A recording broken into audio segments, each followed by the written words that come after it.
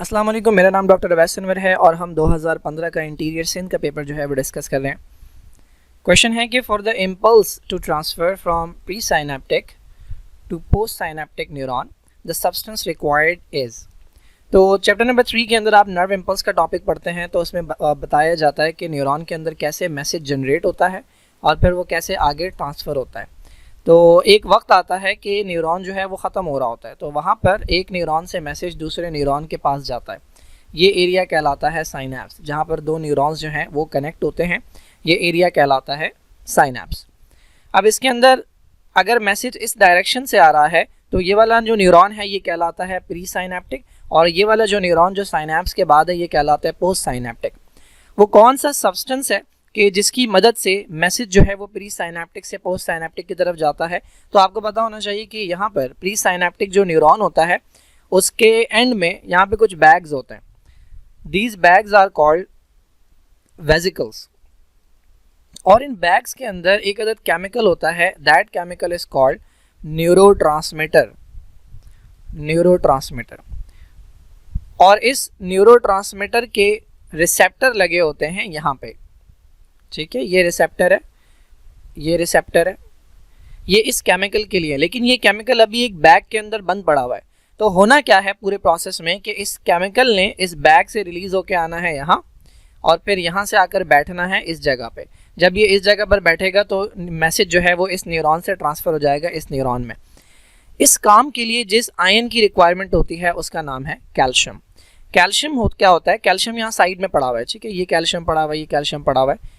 जब मैसेज यहाँ तक पहुँचता है, आखिर तक पहुँचता है, तो कैल्शियम अंदर जाता है।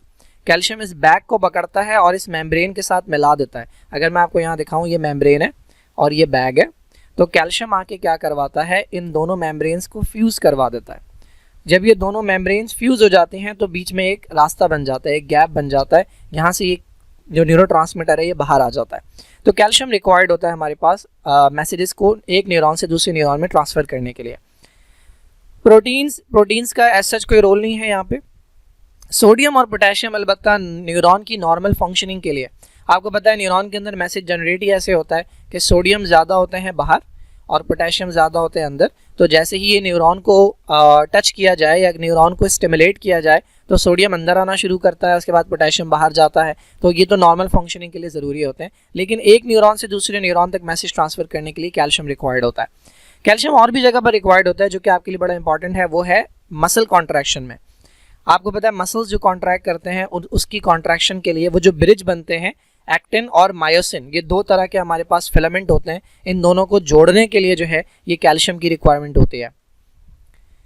ये हमारे पास फ्लोरल फार्मूला दिए हुए हैं 4, और इनमें से पूछा है आपसे कि फैमिली रोजेसी का, ये जो फर्स्ट फैमिली है या रोज फैमिली है, उसका फार्मूला बता दें। देखिए जो फ्लोरल फार्मूलाज है ना, ये बहुत आसान है, इनको आइडेंटिफाई करना बहुत आसान है। 3 जो है ना वो आप क्लियरली रूल आउट कर सकते हैं। देखिए पहला तो एक फार्मूला है जो यहाँ पे लिखा हुआ नहीं है, यहाँ पे 2 फार्मूलाज नहीं है, लेकिन उनमें एक फार्मूला है जो आपकी लास्ट वाली फैमिली का है, वो है फैमिली पोएसी, ठीक है। तो अगर तो फार्मूला इतना सा है तो वो कभी भी पोएसी का नहीं हो सकता, क्योंकि पोएसी का फार्मूला यहाँ तक जाता है, बहुत लंबा फार्मूला होता है और सबसे अलग होता है, ठीक है। तो पोएसी नहीं देंगे, अगर देते हैं तो बहुत आसान है पोएसी का जो फार्मूला है वो आइडेंटिफाई करना। अब बच गई 5 फैमिलीज। अब उसमें से मैं आपको बताता हूँ कि कैसे आप एक एक फैमिली को आइडेंटिफाई कर सकते हैं। देखें सबसे पहले इस चीज़ के ऊपर गौर करें, ये आपको किसी और फैमिली के अंदर नज़र नहीं आएगी, कहीं नहीं नज़र आएगी। एक ये वाली चीज़ नहीं नज़र आएगी, और चलिए दूसरी चीज़ छोड़ दें, बस इसी के ऊपर गौर करें। ये है फैमिली सोलेनेसी, जिसे आप कहते हैं पोटैटो फैमिली। तो पोटैटो फैमिली या सोलेनेसी का जो फार्मूला है उसके अंदर आपको ये कोरोला को रिप्रेजेंट करता है और ये एंड्रोशियम को रिप्रेजेंट करता है। इनके ऊपर आपको ये एक अदद आर्क नज़र आएगा। इससे क्या पता लगता है? इससे पता लगता है, देखिए कोरोला बना होता है पेटल से, वो जो कलर्ड लीव्स होते हैं फ्लावर के, और इस एंड्रोशियम बना होता है स्टेमन से। ये जो आर्क बना हुआ है इसका मतलब ये दोनों जुड़े हुए हैं, ये दोनों आपस में अटैच हैं। आप डायग्राम के अंदर भी देखते हैं कि अगर ये पेटल है, ठीक है, और ये दूसरा पेटल है, तो जहाँ पर 2 पेटल्स मिल रहे होते हैं वहाँ से स्टेमन निकल रहा होता है। ये कंडीशन जो है इस तरह से शो की जाती है। तो ये सिर्फ एक ही फैमिली में है जिसका नाम है सोलेनेसी। तो सोलेनेसी को आपको आइडेंटिफाई करना आ गया। अब ये है दूसरी चीज़ जिसको आपने देखना है, ये कोरोला और ये एंड्रोशियम चाहे आप करोला देख लें, चाहे आप एंड्रोशियम देख लें, एक ही फैमिली है कि जिसके अंदर आपको ये दोनों सिचुएशंस मिलती हैं, और वो है फैमिली फेबेसी। लेकिन बाकी सारे करोला जो हैं उसमें एक ही नंबर लिखा होता है या 2 नंबर लिखे होते हैं, लेकिन इसके अंदर ये 1+2+2 क्यों लिखा हुआ है? इसके पेटल्स में एक बड़ा होता है बहुत, फिर 2 छोटे होते हैं साइड में, ये फ्री होते हैं, जुड़े हुए नहीं होते। उसके बाद 2 आगे वाले होते हैं, ये एक दूसरे के साथ अटैच होता है, ठीक है। ये आगे वाले 2 पेटल्स जो हैं ये एक दूसरे के साथ जुड़े हुए होते हैं, जब भी इसके ऊपर ब्रैकेट लगा हुआ है। तो ये वाली कंडीशन, या ये जो स्टेमन्स की कंडीशन है, आप अगर देखेंगे तो इसमें जो स्टेमन होते हैं, ये स्टेमन है, इसमें से पीछे वाला बिल्कुल अलग होता है, और बाकी जो 9 है वो आपस में जुड़े हुए होते हैं, इस तरह का एक रिंग बना हुआ होता है। तो ये वाली कंडीशन जो है ये सिर्फ और सिर्फ फेबेसी के अंदर देखी जाती है, और कहीं नहीं मिलेगी। तो सोलेनेसी को आइडेंटिफाई करना है, आप देख लें सी और ए जो है उनके ऊपर बार लगा हुआ है या आर्क लगा हुआ है। फेबेसी को फाइंड आउट करना है तो आप 1+2+2 देख लें या 9+1 देख लें। अब बच गए ये 2। इसमें से जो रोजेसी है, रोजेसी को आइडेंटिफाई करने के लिए आप इसका गाइनोशियम देखें। किसी और का गाइनोशियम ऐसा नहीं है कि जिसके अंदर आपको ये मल्टीपल कंडीशंस मिले। क्या कंडीशंस हैं? या तो एक कार्पल है, या 2 से 5 कार्पल्स जो हैं वो आपस में जुड़े हुए हैं, या फिर बहुत ज़्यादा कार्पल्स हैं, इनफाइनाइट। ये कंडीशन किसी और फैमिली के अंदर आपको नज़र नहीं आएगी। ये कंडीशन सिर्फ और सिर्फ आपको नज़र आती है रोजेसी के अंदर। तो अभी फ़िलहाल हमने रोजेसी ही आइडेंटिफाई करना है, तो ये फार्मूला जो है ये रोजेसी का है। अब ये जो एक फार्मूला बच गया है ये या तो माइमोसिसी का है, या एक फैमिली और है जिसका नाम है सीज़लपेनिएसी। तो अगेन देखें, एक ही फैमिली है कि जिसके अंदर एंड्रोशियम में सिर्फ 10 लिखा हुआ है, सिर्फ 10, और कुछ नहीं लिखा हुआ, यानी 10 स्टेमन वाला, और वो है आपकी सीज़लपेनिएसी।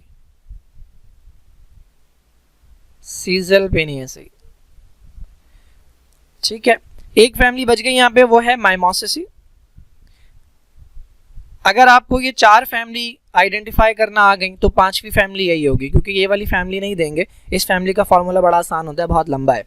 तो अगर मैं इस सवाल को चेंज कर दूं कि the floral formula of family Mimosaceae is, अब अगर मैं आपसे माइमोसिसी का पूछूं तो आपको पता है कि ये वाला जो आर्क है ये सोलेनेसी में है, तो ये आंसर नहीं होगा।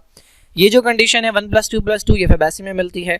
खाली 10 स्टेमन जो है वो किस में मिलते हैं? वो सीज़लपेनिएसी में मिलते हैं, सिर्फ 10, और कुछ नहीं लिखा हुआ एंड्रोशियम में। गाइनोशियम के अंदर मल्टीपल कंडीशन रोजेसी में मिलती है। तो मैं पूछ रहा हूँ आपसे माइमोसिसी, तो अभी आंसर क्या हो जाएगा? None of the above. तो ये 4 अगर आपको आइडेंटिफाई करना आ गए तो आप आंसर जो है वो रूल आउट कर देंगे। तो जो बच जाएगा, अगर 5वां फार्मूला भी दिया होता और वो बड़ा नहीं होता, वो बहुत बड़ा नहीं होता बल्कि इतना ही होता, तो वो माइमोसिसी का ही होता, और कोई फैमिली आपकी बुक के अंदर नहीं है। Okay, the gland that responds to external conditions of light and darkness is as sensed through the eyes is। ये एग्जैक्ट डेफिनेशन लिखी हुई है इस ग्लैंड की। इस ग्लैंड का नाम है, इसे पीनियल भी पढ़ते हैं, इसे पाइनियल ग्लैंड भी पढ़ते हैं। ये ब्रेन के अंदर पाया जाता है, छोटा सा कोन शेप ग्लैंड होता है, ब्रेन के अंदर पाया जाता है। होता क्या है, इससे एक ही हार्मोन आता है, उसका नाम है मेलाटोनिन। मेलाटोनिन, और ये जो मेलाटोनिन है इसकी सीक्रीशन लाइट और डार्कनेस पे डिपेंड करती है।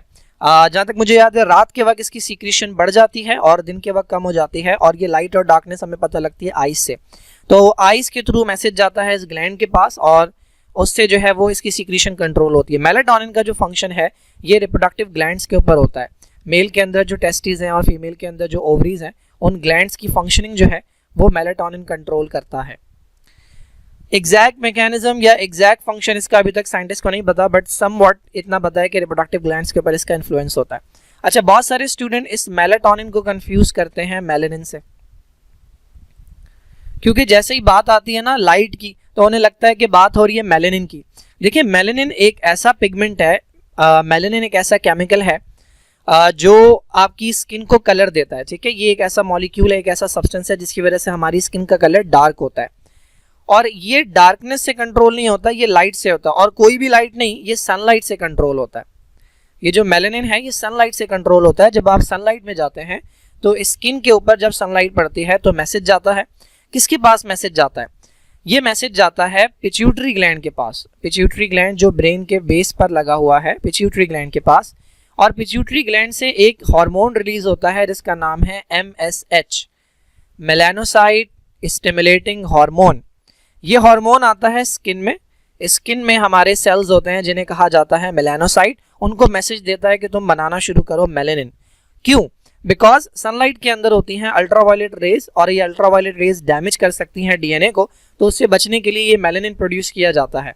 तो जो जितना ज़्यादा धूप के अंदर जाएगा उसका रंग जो है वो उतना ज़्यादा डार्क होगा, क्योंकि ये बॉडी का बेसिकली एक तरह का प्रोटेक्टिव मैकेनिज्म है। अगर किसी के अंदर मेलानिन की प्रोडक्शन नहीं हो रही और वो एक्सेसिवली सनलाइट के अंदर जाएगा तो उसके डीएनए के अंदर म्यूटेशन के चांसेस बढ़ जाएंगे, जिसकी वजह से कैंसरस कंडीशन, स्किन कैंसर के चांसेस इंक्रीज हो जाते हैं। थाइमस कहाँ पर है? हमारी जो सेंटर वाली बोन है जिसका नाम है स्टर्नम, चेस्ट के अंदर जो बीच में हड्डी होती है जिस पे पसलियाँ अटैच होती हैं आके, इस हड्डी के पीछे एक छोटा ग्लैंड होता है जिसका नाम है थाइमस। इससे हार्मोन आता है जिसका नाम है थाइमोसिन, और ये जो थाइमोसिन है ये इम्यून सिस्टम की फंक्शनिंग के लिए इंपॉर्टेंट होता है, ये टी सेल की फंक्शनिंग के लिए इंपॉर्टेंट होता है। एड्रिनल ग्लैंड किडनी के ऊपर मौजूद है, दिस इज द किडनी, और किडनी के ऊपर ये ग्लैंड एड्रिनल ग्लैंड है। इसके मल्टीपल हार्मोन्स होते हैं, एक का इसको सुप्रारीनल भी कहते हैं क्योंकि किडनी के ऊपर है। एक हार्मोन इसका एल्डोस्टेरॉन होता है जो बॉडी में सोडियम और वाटर का सोडियम और क्लोराइड का अमाउंट जो है वो मेंटेन करता है। एक हार्मोन इसका होता है कॉर्टिसोल जो बॉडी में जो ब्लड के अंदर ग्लूकोज के लेवल को बढ़ाता है। एंटी इन्फ्लेमेटरी होता है, एंटी इन्फ्लेमेटरी होता है, और इसके अलावा ब्लड प्रेशर को भी कंट्रोल करने के काम आता है। और इसके अलावा एड्रिनल ग्लैंड से एक और हार्मोन आते हैं जिनका नाम है एंड्रोजन्स। ये मेल के अंदर सेकेंडरी सेक्सुअल कैरेक्टर्स को कंट्रोल करते हैं, और अगर ये फीमेल के अंदर ज़्यादा हो जाएं तो फीमेल के अंदर मेल वाले कैरेक्टर आने लगते हैं, जिसको आप कहते हैं मैस्कुलिनाइजेशन। ये एक एबनॉर्मल कंडीशन होती है। इसके अलावा एड्रिनल ग्लैंड का एक तो आउटर हिस्सा होता है, आउटर रीजन होता है जो कॉर्टेक्स कहलाता है, और एक इनर होता है जो मेडुला कहलाता है। मेडुला से आता है एड्रेनलिन और नॉर एड्रेनलिन। ये इमरजेंसी हार्मोन होते हैं, ये हमारी इमरजेंसी सिचुएशंस के अंदर आते हैं, हार्ट रेट बढ़ाते हैं, रेस्पिरेटरी रेट बढ़ाते हैं। खैर इस पर हम डिटेल से बात करेंगे। थायराइड ग्लैंड बटरफ्लाई शेप मौजूद है हमारी नेक के अंदर, गर्दन के अंदर। दो लोब्स होते हैं इसके, राइट और लेफ्ट। और थायराइड ग्लैंड से T3 आता है, T4 आता है, जो कि हमारा मेटाबॉलिज्म कंट्रोल करते हैं, बॉडी के नॉर्मल प्रोसेसेस जो हैं वो कंट्रोल करते हैं। बच्चों के अंदर फिजिकल और मेंटल डेवलपमेंट के लिए चाहिए होते हैं लाजमी। इसके अलावा एक और हार्मोन है जिसका नाम है कैल्सिटोनिन, ये एक्स्ट्रा कैल्शियम को डिपॉजिट करवाता है बोन में। थायराइड ग्लैंड को अगर आप पलट के देखें, जैसे आपका मोबाइल है हाथ में तो आपके स्क्रीन नज़र आ रही है, अगर आप उसका बैक कवर देखें पीछे तो बिल्कुल इसी तरह थायराइड के पीछे छोटे छोटे 4 ग्लैंड्स होते हैं जिन्हें हम कहते हैं पैराथायराइड। पैराथायराइड से आता है पैराथायराइड हार्मोन जिसको PTH भी कहते हैं। ये क्या करता है, जब ब्लड के अंदर कैल्शियम कम होता है तो ये बोन से तोड़ तोड़ के कैल्शियम को लेकर आता है ब्लड में और ब्लड का कैल्शियम लेवल बढ़ाता है। Now in which of the following cell organelle the structure that are site of protein synthesis, ये क्लू है, you can find high concentration of RNA। इन्होंने पूछा भाई इन चारों में से वो कौन सा स्ट्रक्चर है कि जहाँ पे आपको सबसे ज़्यादा RNA मिलेगा, और हिंट क्या दिया है, हिंट दिए कि ये स्ट्रक्चर वो है जो साइट है प्रोटीन सिंथेसिस की। ठीक है, अच्छा अब हमारे पास जो साइट है प्रोटीन सिंथेसिस की वो 2 हैं। यहाँ पे अगर हम देखें माइटोकॉन्ड्रिया का काम होता है एरोबिक रेस्पिरेशन, इसका काम होता है एनर्जी प्रोडक्शन। ठीक है, तो माइटोकॉन्ड्रिया के अंदर RNA नहीं होगा, माइटोकॉन्ड्रिया का कोई काम प्रोटीन सिंथेसिस से नहीं है। गोल्जी एपरेटस का काम होता है दूसरों की बनी बनाई चीज़ों में छेड़खानी करना, ये खुद अपना जो है वो कुछ खास नहीं बनाता, ये प्रोटीन नहीं बनाता, तो ये ना तो साइट ऑफ प्रोटीन सिंथेसिस है ना यहाँ RNA का कोई काम है। 2 एरियाज रह गए, एक एंडोप्लाज्मिक रेटिकुलम और एक राइबोसोम। एंडोप्लाज्मिक रेटिकुलम के अंदर 2 आते हैं, एक रफ और एक स्मूथ। रफ वाले के ऊपर बैठे होते हैं राइबोसोम, तो इस हिसाब से इन दोनों एरियाज में हमें मिल सकता है क्या, RNA। लेकिन एंडोप्लाज्मिक रेटिकुलम का डायरेक्ट काम नहीं है प्रोटीन सिंथेसिस, डायरेक्ट काम किसका है, डायरेक्ट काम राइबोसोम्स का है। तो उस हिसाब से जो C है ये करेक्ट आंसर है कि राइबोसोम वो मॉलिक्यूल्स हैं कि जिनका काम होता है प्रोटीन सिंथेसिस। राइबोसोम के 2 यूनिट होते हैं, एक लार्जर एक स्मॉलर, और इसी के इन दोनों के दरमियान में आकर बैठता है RNA। तो यहाँ पर आपको मेनली मिलता है RNA। ओके, ये एक और क्वेश्चन है आसान सा, which structure contains a cell nucleus. ठीक है, वैसे तो ये क्वेश्चन बड़ा आसान है, लेकिन जिन स्टूडेंट्स ने सही से नहीं पढ़ा होता फर्स्ट ईयर और जिनके कॉन्सेप्ट क्लियर नहीं होते वो ये सवाल जो है वो गलत कर देंगे। देखें, आपने पढ़ा है कि सेल के लिए लाजिम है, हर सेल के लिए लाजिम है कि उसके पास 3 चीज़ें हों। एक आउटर कवरिंग जिसे कहते हैं हम सेल मेम्ब्रेन, ठीक है, ये हो गई आउटर कवरिंग। सेंटर में मौजूद होता है न्यूक्लियस या न्यूक्लियर मटीरियल, जो कि प्रोकैरियोटिक में चूंकि न्यूक्लियस नहीं होता लेकिन यूकैरियोटिक में पूरा न्यूक्लियस होता है, और इन दोनों के दरमियान में मटीरियल मौजूद होता है, that is known as cytoplasm. अच्छा, अब देखें सेल के होने के लिए लाजमी है कि ये तीनों चीज़ें हों। फिर ये पूछ रहे हैं कि भाई इनमें से कौन सा स्ट्रक्चर है कि जिसके अंदर न्यूक्लियस होता है, जबकि आपको तीनों जो है वो लिखे हुए हैं सेल। ये भी सेल लिखा हुआ है, ये भी सेल लिखा हुआ है, और जाइलम का वेसल जो है ये भी सेल होता है। तो देखें भाई, रेड ब्लड सेल जो है जब तक ये बोन मैरो में होता है तब तक इसमें न्यूक्लियस होता है, लेकिन जब ये बोन मैरो से बाहर आता है तो इसके अंदर न्यूक्लियस नहीं होता। ये बात मैंने जब मैं ब्लड पढ़ा रहा था, ब्लड वाली जो वीडियो, इसके अंदर मैंने प्रॉपर एक्सप्लेन की है कि रेड ब्लड सेल के अंदर सिर्फ और सिर्फ हीमोग्लोबिन होता है। चूँकि इसमें ज़्यादा से ज़्यादा हीमोग्लोबिन आना होता है तो ना तो इसमें न्यूक्लियस होता है ना ही इसमें ऑर्गेनल्स होते हैं, तो ये जस्ट पैकेट है हीमोग्लोबिन का। तो रेड ब्लड सेल को इन स्ट्रिक्ट सेंस सेल नहीं कहना चाहिए, क्योंकि सेल के होने के लिए तीनों चीज़ें लाजमी है। दैट इज़ वाई आपने देखा होगा हम कॉर्पसल का वर्ड यूज़ करते हैं, सेल के बजाय रेड ब्लड कॉर्पसल कहते हैं। तो रेड ब्लड सेल में न्यूक्लियस नहीं है, तो ये वाला इनकरेक्ट है ऑप्शन, ये वाला भी इनकरेक्ट है, ये दोनों में से कोई एक सही हो सकता है। ठीक है, नेक्स्ट देख लेते हैं। रूट के अंदर जो रूट हेयर्स होते हैं उनका सेल, तो ये हमारे पास क्रॉस सेक्शन है रूट का, और ये सेल्स होते हैं जिन्हें हम कहते हैं एपिडर्मिस, और इन्हीं सेल में से कुछ होते हैं जो थोड़े से बड़े हो जाते हैं। ये रूट हेयर सेल है। अब ये नॉर्मल सेल है तो इसके अंदर प्रॉपर न्यूक्लियस मौजूद होगा, तो रूट हेयर सेल के अंदर न्यूक्लियस होता है। तो इसमें कहा है कि नहीं होता, ये गलत ऑप्शन है, तो एक बच गया हमारे पास, ये सही ऑप्शन है। जाइलम के वेसल के अंदर क्यों नहीं होता भाई? क्योंकि जाइलम का जो सेल है ना वो डेड होता है, क्योंकि जाइलम का मेन फंक्शन है पानी को ऊपर चढ़ाना। अगर इसके अंदर साइटोप्लाज्म हो, अगर इसके अंदर न्यूक्लियस मौजूद हो तो पानी बहुत स्लोली ऊपर जाएगा। तो होता ये है कि जाइलम की जो वॉल होती है ना वो बहुत थिक होती है, जबकि इसके अंदर का मटेरियल ख़त्म हो चुका होता है, ये डेड सेल होते हैं। तो ये एक पाइप की तरह पाइप के तौर पर बिहेव करते हैं जो अंदर से खाली है और इसके अंदर पानी जो है वो ऊपर चढ़ता है। तो जाइलम के वेसल में भी सेल नहीं होता और न्यूक्लियस नहीं होता। ओके भाई, ये चैप्टर नंबर 4 में एक बीमारी है टे सैक डिजीज। ये कह रहे हैं ये बीमारी तब होती है जब बॉडी जो है वो सेल जो है वो एंजाइम प्रोड्यूस नहीं कर पाता, जिसकी वजह से लिपिड की कोई टाइप है जो सेल के अंदर जमा हो जाती है। अब वो सेल का वो कौन सा स्ट्रक्चर है जो इनकरेक्ट फंक्शन कर रहा होता है जिसकी वजह से ये बीमारी होती है। तो अगर आपने बीमारी देखी है, ये यानी टॉपिक देखा है, तो आपको पता होगा कि इन बीमारियों को कहते हैं लाइसोसोमल स्टोरेज डिजीज। लाइसोसोम एक ऐसा बैग है कि जिसके अंदर कुछ एंजाइम्स होते हैं। इन एंजाइम्स के अंदर प्रोटीन को, कार्बोहाइड्रेट को, लिपिड को तोड़ने की एबिलिटी होती है। ये कहलाते हैं डाइजेस्टिव एंजाइम्स, या इन्हें हम कहते हैं हाइड्रोलाइटिक एंजाइम्स। अगर किसी के अंदर इनमें से कोई एंजाइम वर्क नहीं करे तो जो मटेरियल है वो एक्यूमुलेट होने लगेगा। सपोज लिपिड तोड़ने वाला जो एंजाइम है वो काम नहीं कर रहा, तो लिपिड जो है वो जमा होने लगेगा सेल के अंदर, यानी स्टोर होने लगेगा। ऐसी बीमारियां कहलाती हैं लाइसोसोमल स्टोरेज डिजीज़। उनमें से एक बीमारी है जिसे हम कहते हैं टे सैक डिजीज़।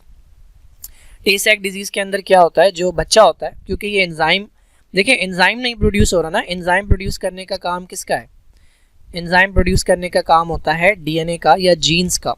तो इसके अंदर कोई ये जो जीन्स हैं वो ख़राब होती हैं, ठीक है, दोनों जीन्स जो हैं ये ख़राब होती हैं, तो इनके अंदर एंजाइम नहीं बन रहा। अब एंजाइम नहीं बन रहा तो काम नहीं होगा, जब काम नहीं होगा तो होगा क्या, सेल्स के अंदर लिपिड जमा होने लगेगा। देखें किसी भी चीज़ की कमी या ज़्यादती नॉर्मल फंक्शनिंग के लिए ना ठीक नहीं होती। तो अगर एक मटेरियल बहुत ज़्यादा जमा हो रहा है तो सेल अपना नॉर्मल फंक्शन नहीं कर सकेगा, तो कुछ अलामात आने लगती हैं। तो टे सैक के जो पेशेंट होते हैं उनमें क्या क्या अलामात आते हैं? ये बच्चे जो हैं ये मेंटली रिटार्डेड होते हैं। मेंटली रिटार्डेड होने का मतलब कि एक एज का बच्चा जितना मेंटली केपेबल होना चाहिए ये उतने केपेबल नहीं होते, जिस जहनी तौर पर जो है वो कमज़ोर होते हैं। अब मेंटली रिटार्डेड क्यों होते हैं? क्योंकि ये जो लिपिड जमा हो रहा है ये न्यूरॉन्स में भी जमा होता है। जब ये न्यूरॉन्स में जमा होता है तो न्यूरॉन्स अपना प्रॉपर काम नहीं कर पाते, और जिसकी वजह से ये बच्चे मेंटली रिटार्डेड होते हैं। दूसरा, ये ब्लाइंड होते हैं। ब्लाइंड क्यों हो जाते हैं? अगेन हमारी आंखों से जो मैसेज लेकर जाते हैं वो न्यूरॉन्स होते हैं, ब्रेन तक मैसेज लेकर जाना, तो इनकी आंखें तो सही होती हैं लेकिन न्यूरॉन्स जो हैं चूँकि प्रॉपर फंक्शन नहीं कर पाते तो ये ब्लाइंड भी हो जाते हैं, ये डेफ भी हो जाते हैं, बहरे भी हो जाते हैं।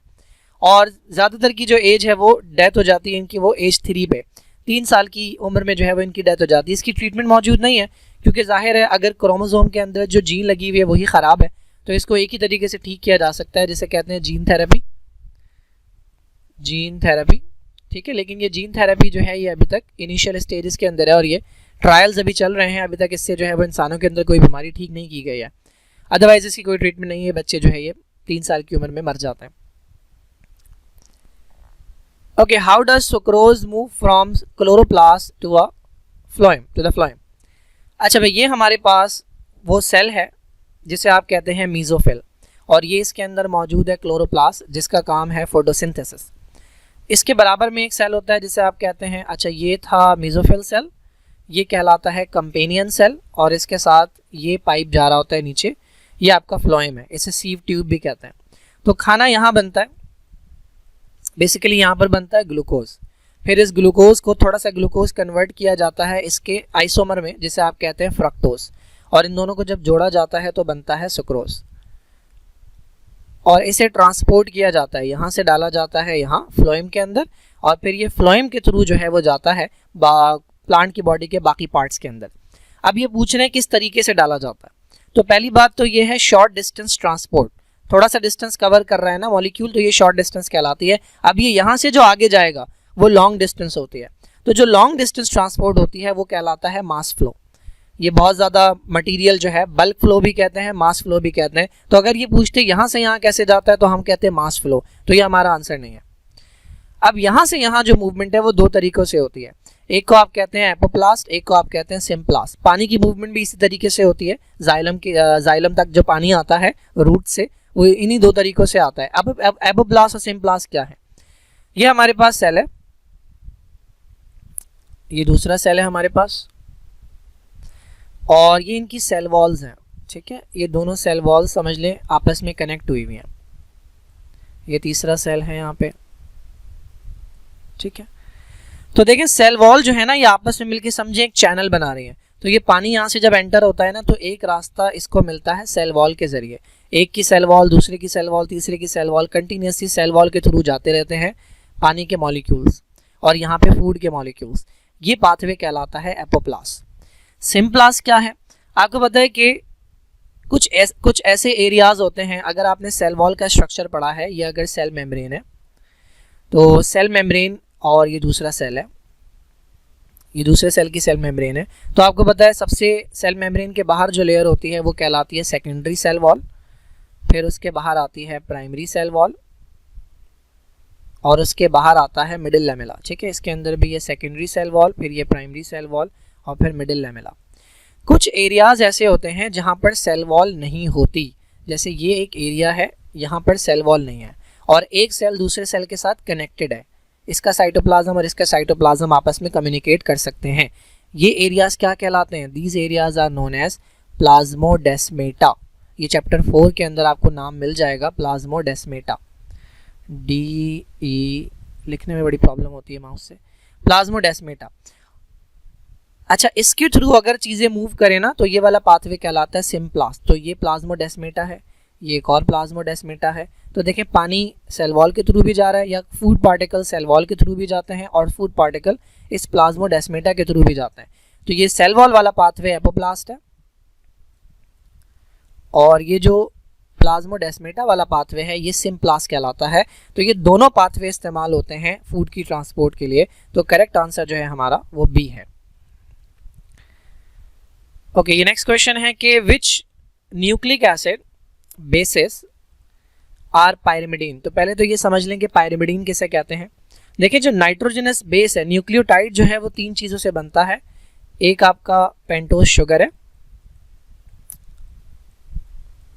ये पेंटोज शुगर है, इसके 5वें कार्बन पे लगा होता है फॉस्फेट और इसके पहले कार्बन पे लगा होता है नाइट्रोजनस बेस। नाइट्रोजनस बेस क्या होता है, नाइट्रोजन के रिंग्स होते हैं।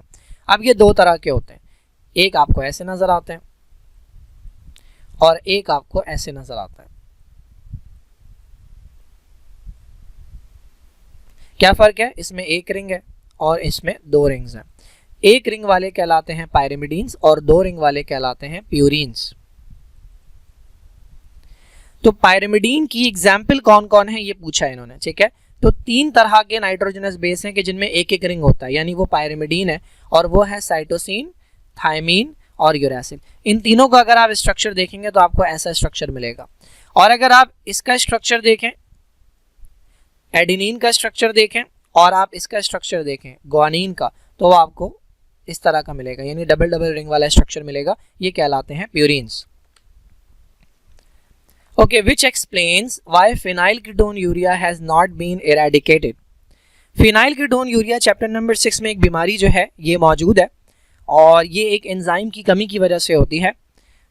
हमारे बॉडी के अंदर एक अमाइनो एसिड होता है जिसका नाम है फिनाइल एलेनिन बॉडी इसे कन्वर्ट करती है एक और अमाइनो एसिड में जिसका नाम है टायरोसिन। ये काम करता है एक एंजाइम। हमारे पास भी, मेरे पास भी, आपके पास भी, हमारे अंदर ये काम कर रहा है। कुछ लोगों के अंदर ये एंजाइम नहीं होता। क्यों नहीं होता? क्योंकि एंजाइम को कौन बनाता है? एंजाइम को कोई ना कोई जीन बनाती है, तो इनमें ये जीन ख़राब होती है।